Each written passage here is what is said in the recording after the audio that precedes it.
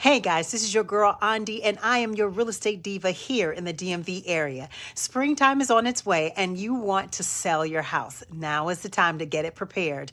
First thing you do, call me. Make sure you call a local agent that helps price your house correctly and attract potential buyers. Next thing is complete repairs. Fix any outstanding issues like leaky faucets or worn out flooring for a polished look.